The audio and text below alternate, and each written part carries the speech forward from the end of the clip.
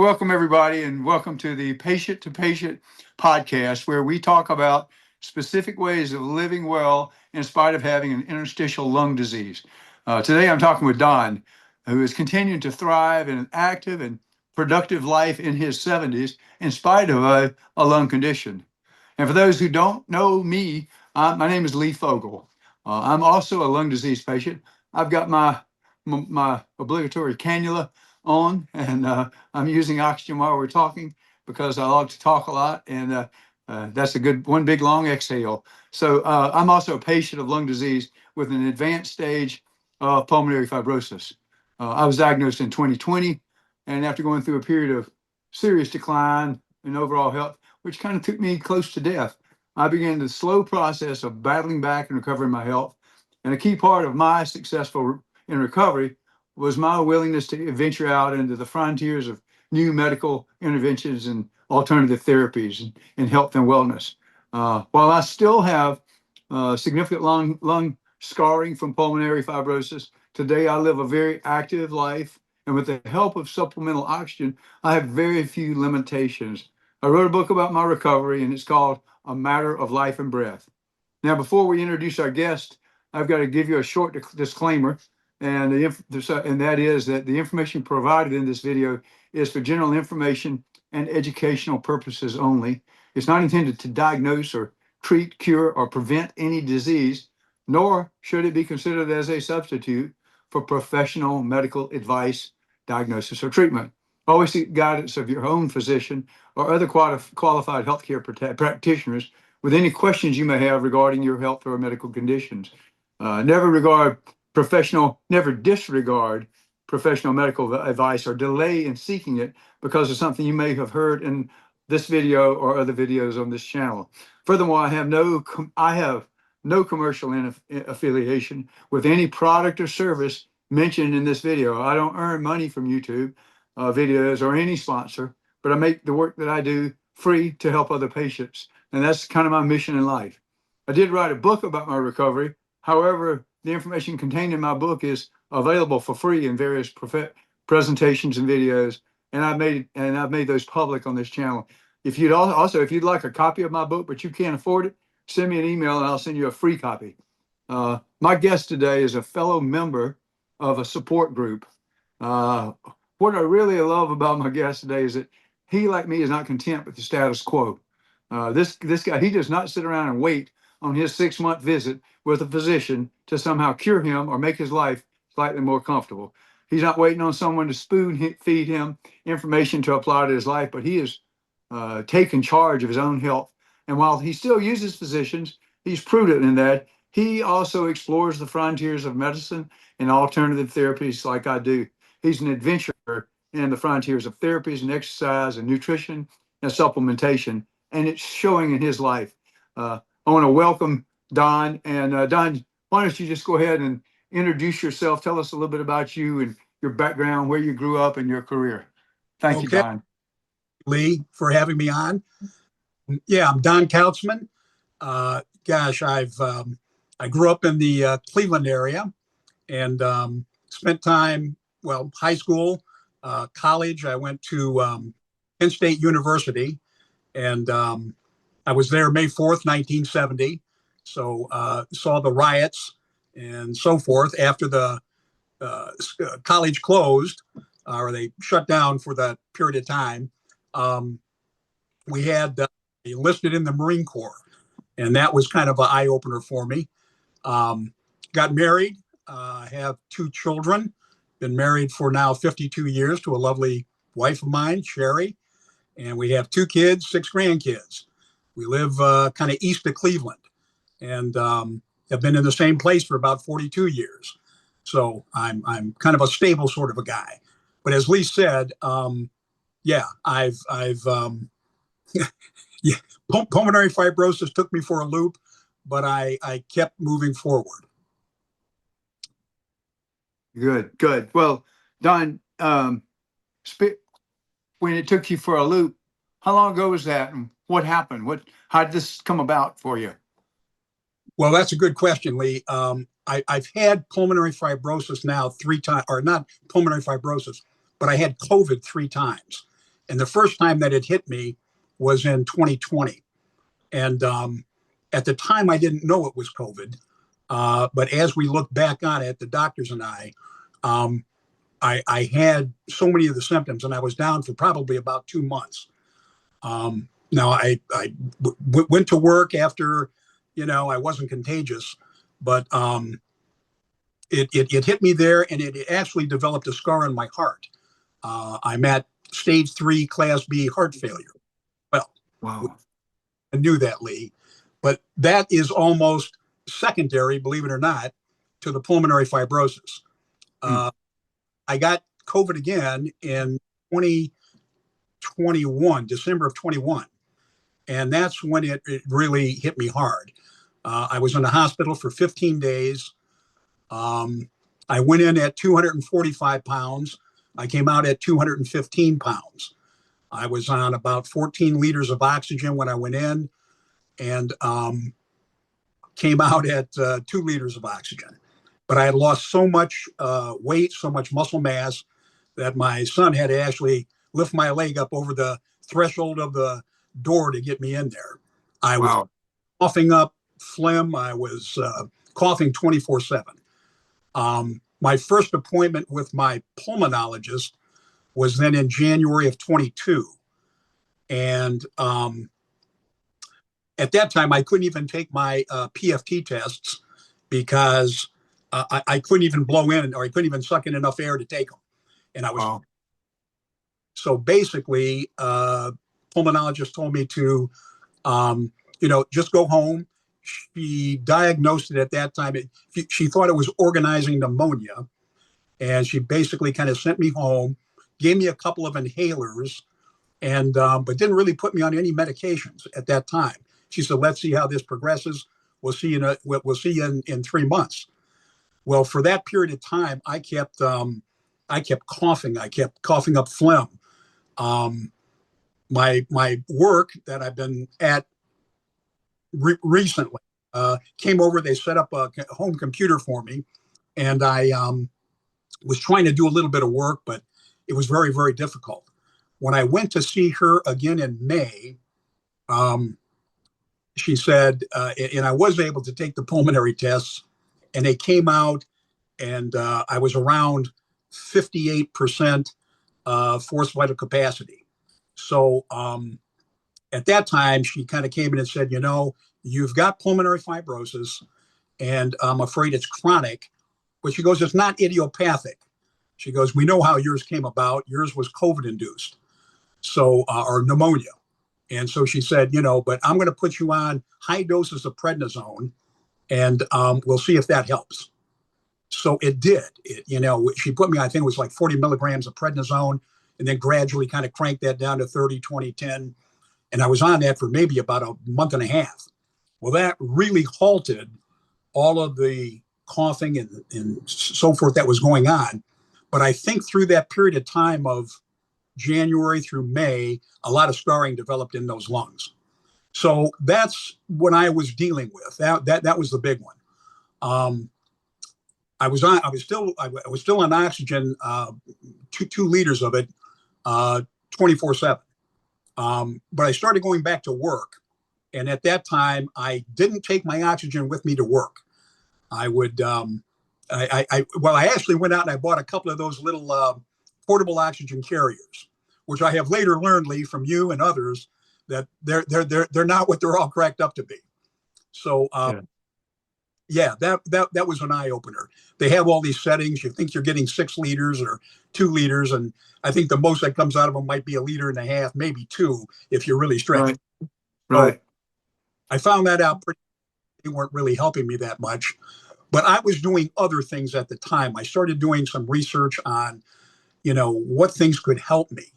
Now, I had been seeing a personal trainer prior to getting sick. And, I was seeing him 2 days a week. Now, I hadn't gone back to him since I had caught COVID this second time. And I decided it was time to go back. Well, he had seen me before I got COVID, and I was hitting the gym fairly often. I stayed fairly active. And but when he saw me, because he knew me well, He said, wow, but he said, we're going to work on you. So that was probably, he was probably my first push to kind of keep me going on the weights and kind of keeping my strength up and so forth. So I gradually began to regain some strength. I started, and then, I think I was talking about researching. I started taking some synthetic enzymes. I read about those. And then my son, who's a CDL driver, he's on the road a lot, came back home one day and he said, Dad, I heard about this device. It's called hydrogen breathing. He said, you may like it. He said, it may help your lungs. So I started researching that. I bought a device called the AquaCure, and I've been using that ever since. What I have found with the AquaCure is it may have helped a little bit with the scarring in the lungs, perhaps. I don't know. But what it does do is pain relief. I would get up after working out. And most days, my joints would be killing me when I got out of bed. And once I started breathing this AquaCure, I found I wasn't having pain. If I had other joint pain, they have a little cup you can take and put the hydrogen on it, and it would relieve the pain within about 15 minutes. And Wow. in the hydrogen, they use hydrogen in Europe a lot. It's used a lot for different things, a lot of skin, problems, things like that. So I've had the AquaCure, been using that. I use synthetic enzymes, personal trainer, things like that. So I've been going to the pulmonologist. I think you mentioned, Lee, I'm about every 6 months, and I have improved a little each time I've gone. But I really cranked it up to another level when I got your book. That was like the next level up for me. I think I stumbled across your video. It's the summary of your book, Life and Breath.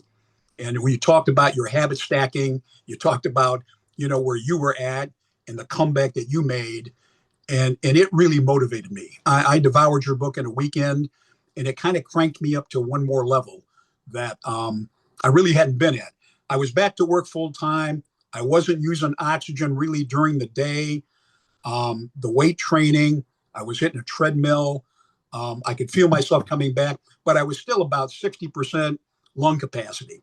I hadn't even started doing the DLCO test yet, and I didn't even know where I was at with that. And I was in about the 59, 60% range with that as well.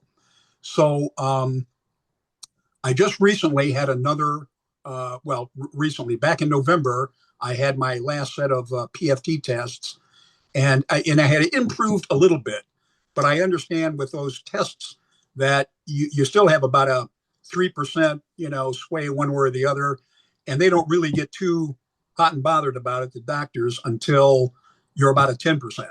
And then you either go up, down, 10 down, then they're going to really kind of take a look at it. So I haven't had anything that's been a 10% swing, but I've remained steady. The other thing I think I remembered saying to you, Lee, was that the pulmonary fibrosis COVID-induced is starting to show a lot of eerie resemblance to idiopathic pulmonary fibrosis on the progressive side of it. So my thinking on this, Lee, is that I've been probably just holding at bay here what might be coming down the road. What I mean by that is all the things that I put in place, staying active and hitting a treadmill and AquaCure breathing and synthetic enzymes and working and doing these things, have kept this thing from moving forward. But when I got your book and I started doing the 3 Shanghais that you talk about, the breathing, the depth of breathing with the diaphragm, because I don't know that I was doing a lot of diaphragmic breathing. I might have been, but I was probably still a little bit more shallow breathing in the chest. So I started the 3 Shanghais. I started opening up my intercostal muscles. I could feel it kind of coming in. And then I got the little device that you talked about, the breather. And I started using that. And I've been using that very faithfully. What else can I say here? And then my trainer, I bumped him up to 3 days a week. So my regimen now, and then the real big one was when I went on laser treatments, and I started that about a month and a half ago, and that has really kind of, I think, turned a corner because I used the incentive spirometer, and I was only able to get that incentive spirometer, even after everything I had been doing, up to about 1,200, maybe 1,300 milliliters. And once I did the laser treatments in combination with the 3 Shanghais and the breathing treatments, or using the breather, I found that, I could push this thing up to like 5,000 milliliters. So I know all of this is just put level. I feel it, and I don't know how else to express that. That's beautiful. Yeah. Or That's beautiful. That is, and for our listeners and our viewers today, I'm going to show you these devices. Again, I'm not selling these devices. You can buy them on Amazon. They're real cheap.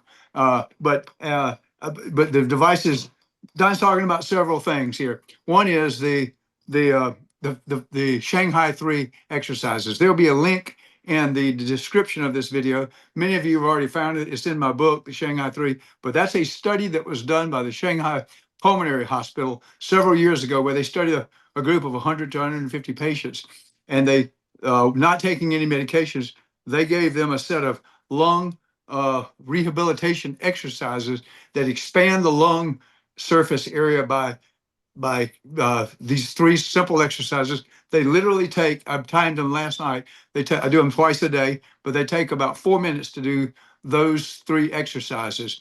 And that study showed a tremendous improvement in all the patients who did that. And you can read through that study. It's a very well done study of these exercises and how they prevented the progression of the pulmonary fibrosis disease. So that's one thing Don spoke of, and there'll be a link to that. It's in everything that you watched that I talk about. I've been doing those for 3 years, every day, twice a day, and the second thing Don spoke of is the breather device. And this is where patients learn from patients.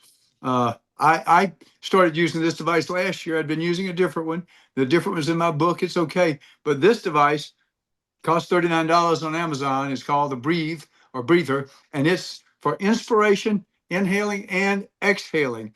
And it's a workout. It's like dumbbells for the diaphragm. And it's a hard workout that really develops powerful muscles in the diaphragm. The last thing Don mentioned is the incentive spirometer. These are, if you notice on the bottom, it says name, room number, and date. That's because these are delivered in hospitals. After surgery, abdominal surgery, chest surgery, or certain types of lung conditions, they use these in hospitals to help measure the improvement in the breathing capacity of a person who's bedridden and after surgery. And so inhaling, breathing in gives you a very accurate assessment of your lung volume. And as Don was saying, his lung volume was up around between 1,500 and 2,000 milliliters. And now he's pegging this at the very top at 5,000. But the way that he came to that last breakthrough, this improvement for him occurred in the last, 3 months, Don, 3-4 months? About 3 or 4 months. Since he started, we both are guinea pigs out here with the laser therapy that we have done. And I know a number of other patients who are in my support groups and some not that have done laser therapy. And what we're talking about there is class 4 medical grade laser therapy. It's used by chiropractors and veterinarians for racehorse injuries, any types of injuries to animals. There's no placebo effect with an animal. They don't know what's going on, but there's a huge improvement. My dog has had it for a patella problem, and went from carrying one leg all the time to running fine, chasing squirrels from his laser therapy. But laser therapy is designed for soft tissue injuries or inflammation, and it reduces inflammation. The red light therapy reduces inflammation, and it improves circulation. Does it go all the way down into the lungs? Well, I don't know. What I do know is the purpose of that laser therapy is to work with injuries where there's pain and inflammation. Okay, and in our lungs, after we get pulmonary fibrosis, we sometimes stop breathing deeply and our lungs become tighter, our trunk of our body becomes less flexible and tighter. The muscles between our ribs become less flexible. Our diaphragm may be constrained or constricted. And I had specific areas of my back where my lungs had deformed due to the scarring in pulmonary fibrosis, where the myofascial tissue was kind of constricted. And so there's a double whammy approach on the laser therapy where we believe that it is reducing inflammation in the muscles involved in lung expansion through breathing. And so if I can expand my lungs, I can get more surface area available to receive that oxygen coming in, whether it's coming in through a cannula or through the atmosphere. And so I appreciate Don, and I don't want to take all that away from Don's thing, but I just wanted to give everybody a little explanation on what we're talking about. Breathing tools that he's used, and the other methods, as well as these devices that give you a daily. I use these two devices after I do my Shanghai 3 lung exercises each day, in the morning and at night. Okay, and I don't miss a day. I haven't, and in 3 years. I then follow that with this device. I do 15 of those with that device, which almost leaves me sweating. But that takes, again, about 3 minutes maybe. And then I'd follow that with 15 repetitions of this, where when I first started using this device, I could barely get it to the 5,000 milliliter version. And now I can peg it all the way. You see the green indicator tells how far I got last time. It's at the very top. So I can get, my lungs have expanded. And my results are on a different video where I describe actual pulmonary function tests for me. And I shared these with Don before he started laser therapy. I shared my pulmonary function test before and after laser therapy, and the huge improvement I have received, or I have seen. And is it one thing, Don? It's probably not one thing, is it? Yeah. How many things? How many things do? You and I are like a brother from another mother. We are like we're both out here doing so many different things. We don't know what all is working, but it's all good, well-researched stuff. What do you think? No, I agree 1,000%, Lee, that you don't know. It's the combination, I think, of everything you're doing. And a lot of it is attitude as well. You got to keep the positive attitude going. Attitude is probably one of the biggest things. What you're putting in your mind, if you're putting all the positive things in, I can get this done, it gets into the heart and you're able to kind of do it. You just get up and do it. But staying active, it's one of the biggest things you can do. I go back to my trainer. This guy's kind of, been with me and he pushes me where maybe I don't push myself. Lee is a self pusher. Sometimes I need to be pushed in areas, but I know, going to this guy, he knows what buttons I need to do, but we'll work on flexibility. We'll work on balance, because as you get older, balance is absolutely key. You got to have that. And then we work on strength training. And then I take care of at home the cardio piece of it, as well as nutrition, proper sleep, proper hydration. All of that is part of what you do to keep yourself moving and going and improving. And again, I'm dying to see my next test results. I really am, because I think I'm really going to do extremely well, because I can feel it. And I do have one of these PFTs that I kind of take it. I monitor my progress, and I have been seeing steady improvement in that as well, Lee. So, That's great. on and so forth. And I've seen improvement in that as well.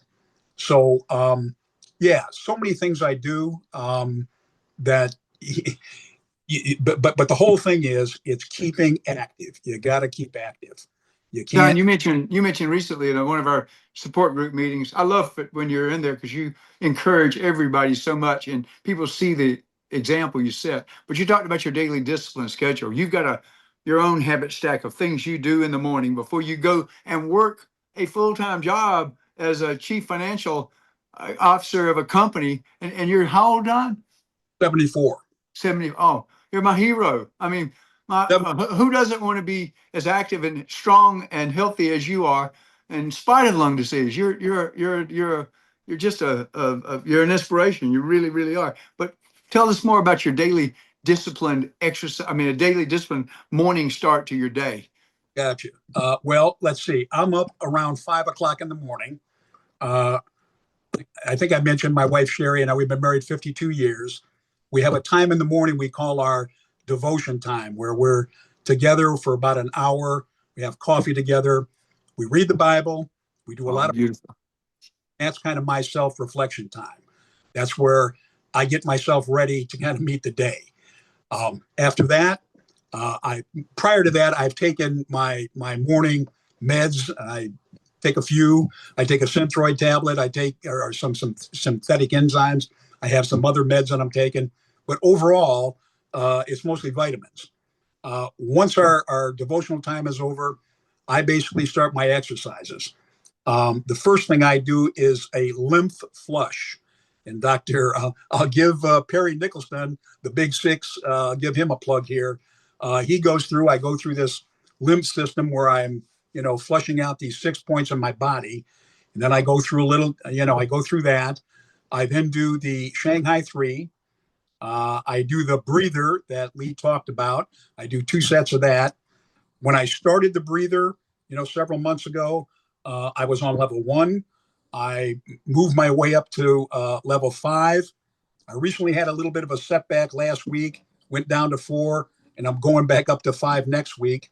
But then the next thing I do is, let's see, where am I after Shanghai, the breathers, and then I do the incentive spirometer.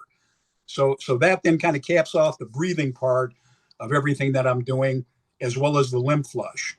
I get ready then and I head out to work. And at work, I'm working for 8 hours. And I try and one of the things I did, I went out and got an Apple Watch. And again, that was at Lee's suggestion.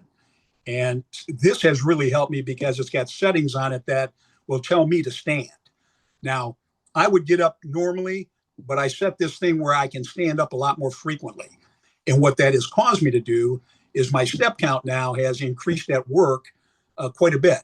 So I'm trying to get as many steps in as I can while I'm at work throughout the day. When I get home, I'll go through another set of breathing exercises. I do another set of Shanghais. I do the breather again, and I do the incentive spirometer again. I'll have a little bit of a dinner.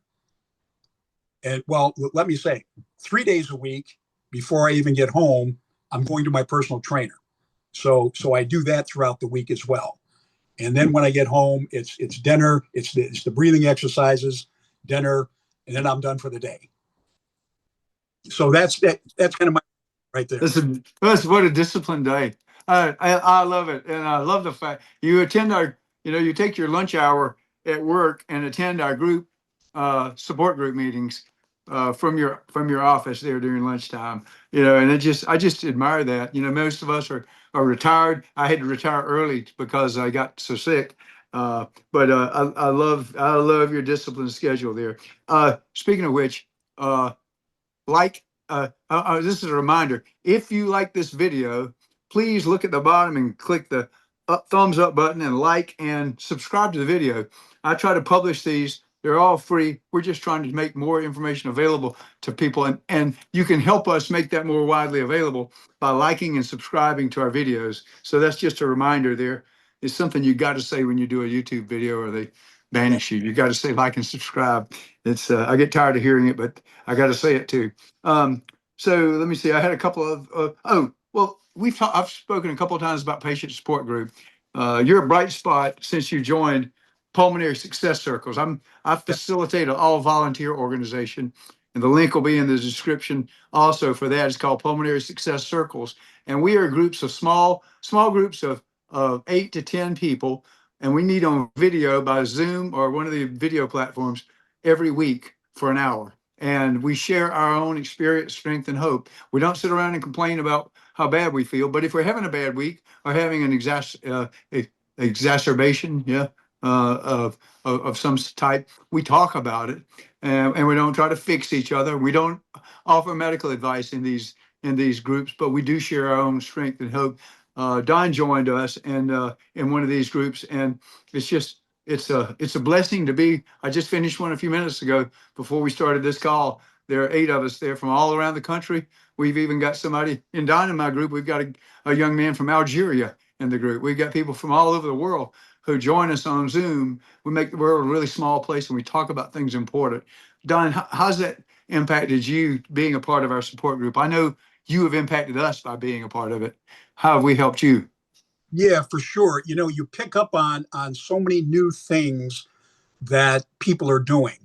I think it was Susie who is into so many different things, and but each person, kind of brings their own piece of what they're doing, and it's just refreshing. Well, it helps you to understand there's so many people out there that are going through issues, and it's so good to know because everybody needs a support structure. I don't care who you are. You got to have people in your life. You got to have things in your life that are going to be supportive of what you're going through. And that can be your church, your family, but this support group is really terrific. And there's just some great people in there. And I think we share a lot of great things. And I'm really glad that I joined it, Liam. And thank you for that. Yeah. Well, thank you. You're a bright spot for all of us there and an inspiration. Um, well, so I'm on just to summarize some things I've heard today that are just so important. You talked about staying active, and you talked about purpose and relationship with your wife. You've got often talk about your relationship with your children and grandchildren. Uh, those things are important. Exercising and breathing training, Okay. vital. Attitude. I mean, nobody has to listen to but 30 seconds of this to see that you got the kind of attitude, that smile, you're the kind of guy, you're infectious. People want to know more about what you're doing to get better. So attitude, no complaining, focusing on what you can do, not what your limitations are. Your daily disciplines and consistency, and learning and trying new ways to stay strong and healthy. You've helped me. The idea of the oxygen gas the hydrogen gas, those things, I'm like, oh my gosh, I found somebody who's more out there than me trying new things and that are working. So those are some of the summary of what we've had here and of what we talked about here today. Are there any uh, uh, before we close out this interview? Are there any last words of wisdom that you want to pass along to the people who may be out there struggling today, and any things you want to pass along? Well, Lee, my background is finance, accounting, and I don't look.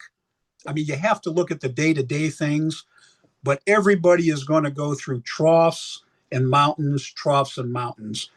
You want to keep the trend line going up. You're going to be in a trough, you're going to hit a mountain, you're going to be in a trough. You keep the trend line and never take your eye off of that line. Keep it in a positive, upward moving direction, and you won't go too far off the base. Keep your mind filled with as many positive things as you can. And I think those are the two things.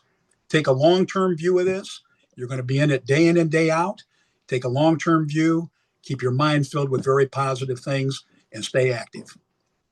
That's so good. That's so good. And you feed your mind partly in the morning through your devotion time. That's Yeah. a beautiful thing and so vitally important to feed our spirit like Yeah. that. So Don, it's been I would talk to you every week, but doing this for the people out there with you today is everything I thought it would be. You've given some good encouragement, words of wisdom for everyone, and I'm so grateful for you being a part of our group, part of my life, and for doing this interview with us. Uh, Thank you thank, so much. thank you very much, Lee. You've been in Okay, well, my friend. thanks so much for watching us today, and stay tuned for more patient to patient or cannula to cannula videos in the future. Thanks a lot. Bye now, everyone. Oh, there you go. Put it back on, Don. Oh, There you go. All right. Here we I go. the Yeah. house. Good. Okay. So I'll